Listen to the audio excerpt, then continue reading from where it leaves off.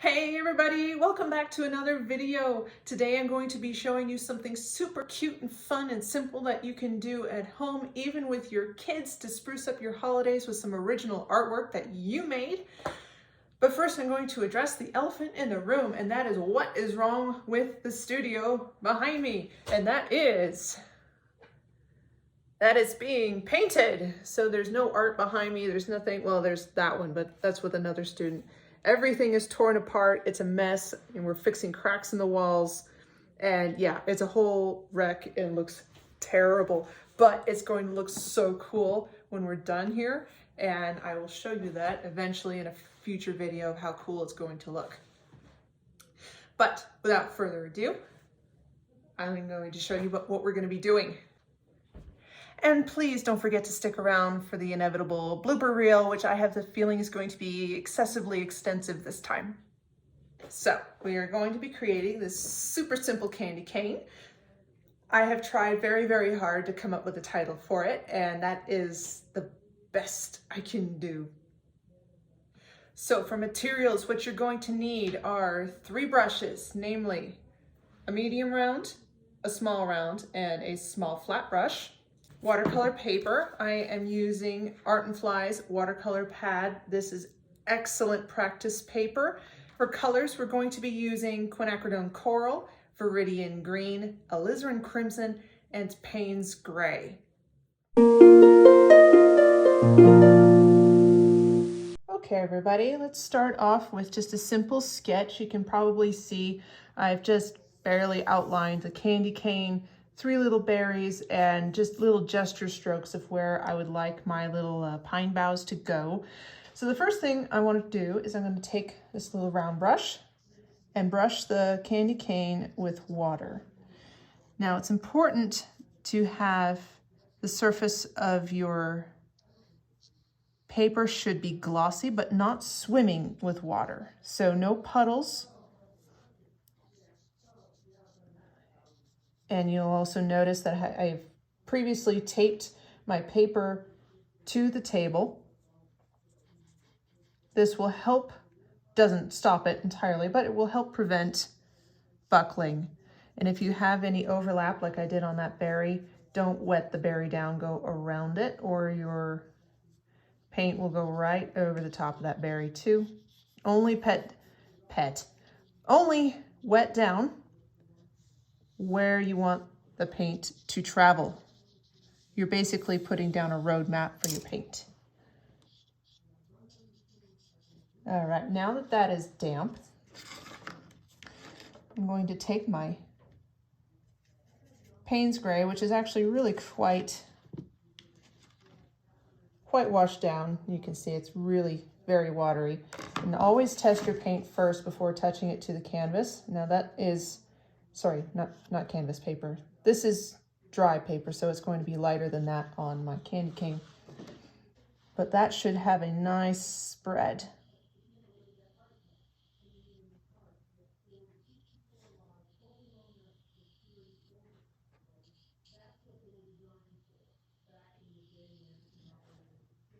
And this is just going to create a little bit of shadow.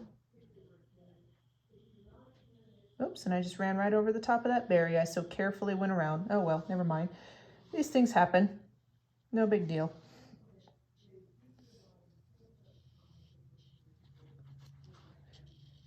If it spreads too far, like it did down there, you can always lift it out with a clean brush, clean damp brush.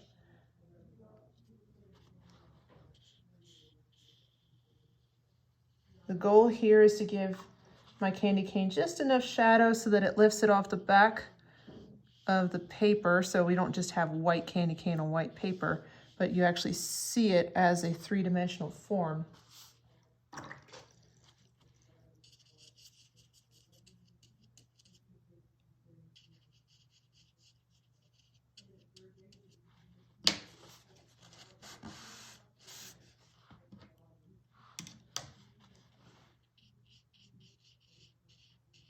I'm just going to try to direct that paint a little bit.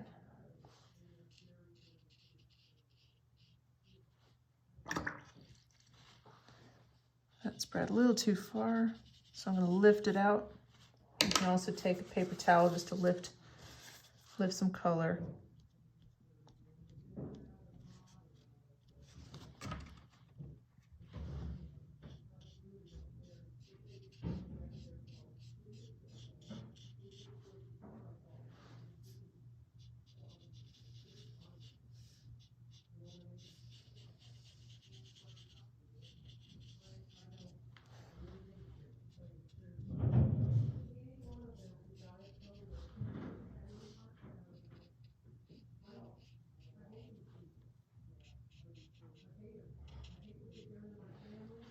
I'm darkening that more on this side of the candy cane because I want the direction of my light to be kind of coming from up here and kind of down.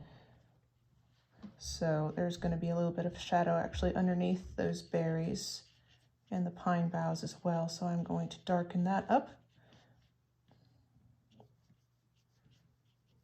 You can see how it's become, the edges have become hard. So these are soft edges here where it's blended into the water. And this is a hard edge because my water has already begun to dry on my canvas. But I don't mind because these are cast shadows and these are form shadows. So these are going to curve around the form of my candy cane. And that's cool.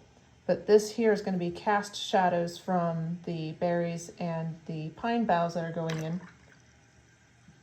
So I want that to be a little bit harder because it's brighter. Now while that dries, I'm going to mix a little, excuse my dirty palette, I reuse this for all sorts of paintings. You never have to throw out watercolor. You can just come back and wet it down and keep using it. So this is quinacridone coral. I'm just adding some water to it for a nice loose wash. That's beautiful. I want a little bit more of it though, so I'm going to come back.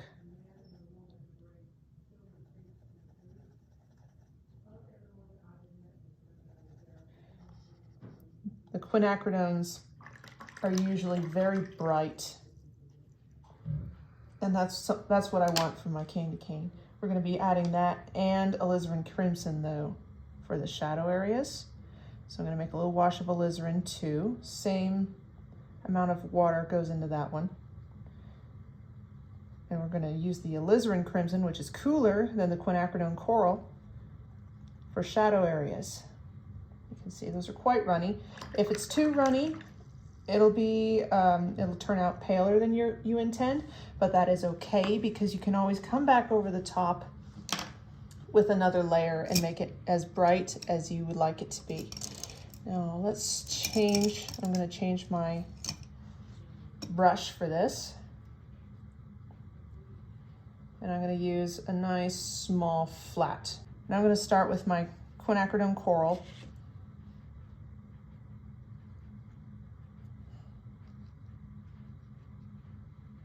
I picked a flat so that the edges would be nice and sharp.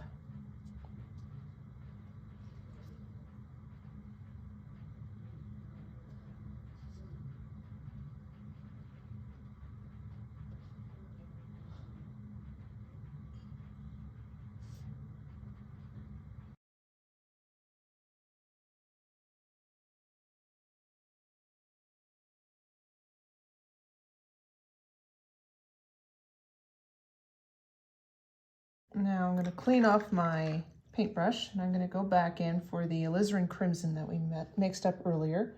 I'm just going to add that to the areas of shadow here on our stripes. Shadow areas will always be cooler than areas that have more sunlight or whatever your light source is. And hopefully your stripes are still a little damp, so those shadows that we're putting in now should spread nicely and blend into our first layer of paint.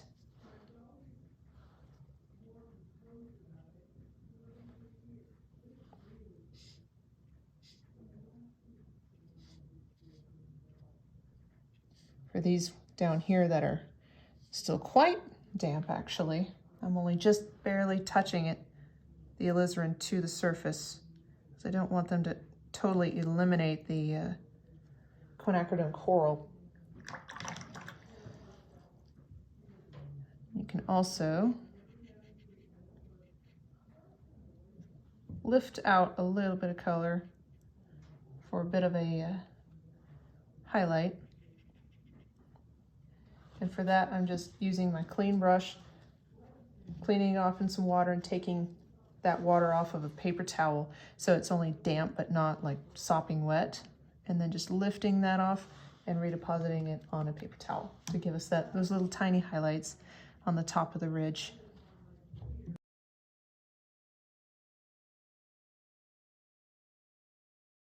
Actually, I'm going to go ahead also and touch up the shadow on this side of our curve because I want it to be even darker. All right, rinsing off my brush, going back for a damp tip, and I'll blend that up just a little bit. My tip is only just damp.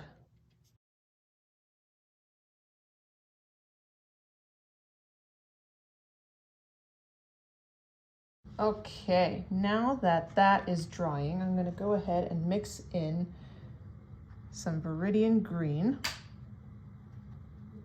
Now Viridian is super jewel tone bright, so I'm going to take plenty of that. Always mix in more paint than you think you're going to need, so that way you don't have to go back and make some more halfway through an area because you could have made enough in the first place. And I'm going to just temper that a little bit with some of our previous alizarin crimson.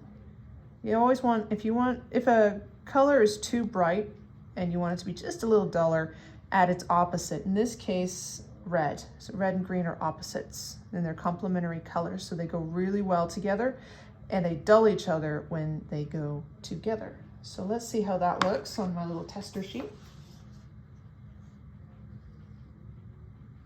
That is awesome. All right, so I'm going to start here. Try not to go over your berries.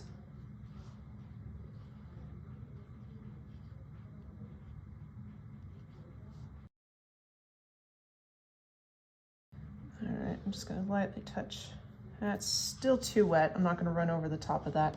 So what I'm going to do is actually I'm going to take some of my Viridian mix and I'm going to mix in the Payne's gray and make a slight shadow color for my evergreen fronds. A little bit more water there.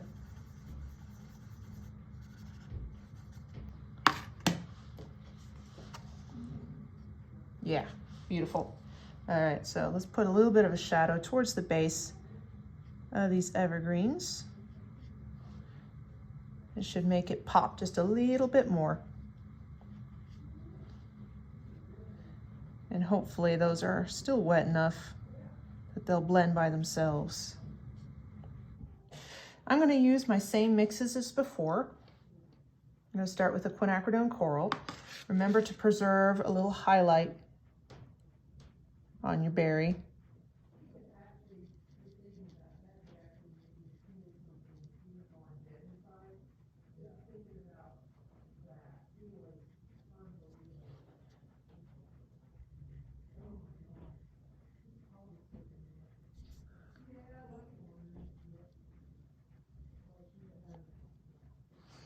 All right, there's one berry. And you may have thought we ruined our previous mix by getting all that green in there with this alizarin crimson, but I'm actually going to use that on purpose as the shadow color for our berries. That is blending in a little bit, but I think that's kind of cool. I'm going to leave these two berries for after that one's a little bit dried And at the moment, I think I'm going to go ahead and attempt, let's see if it's a total disaster or not.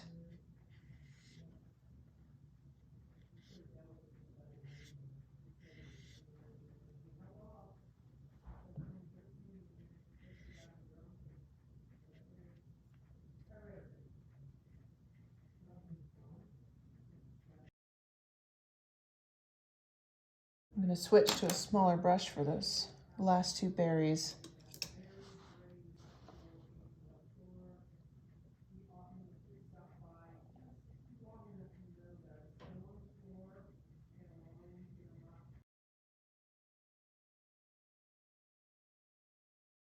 I'm going to add just a little bit of holiday cheer, and by that I mean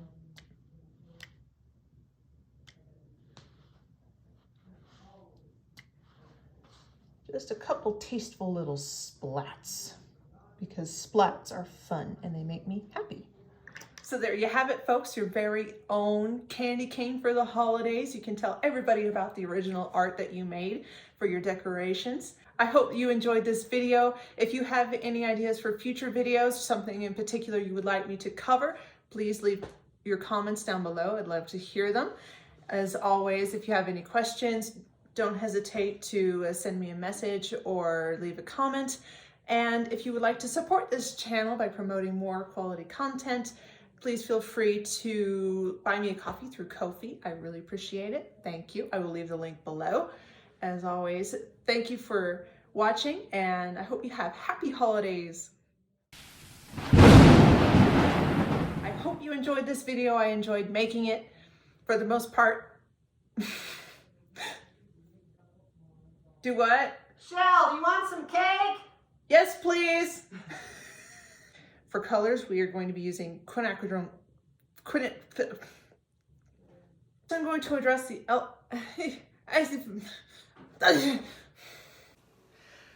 but at least I have my greens. I think I have my greens. Ah, for crying out loud. Candy cane and pine spruce things.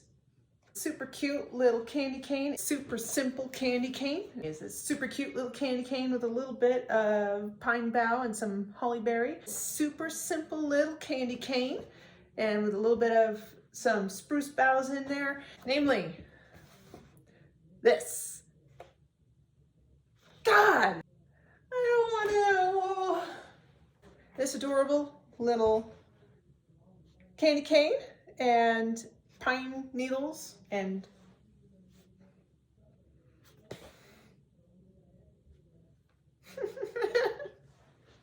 I hope you enjoyed this one.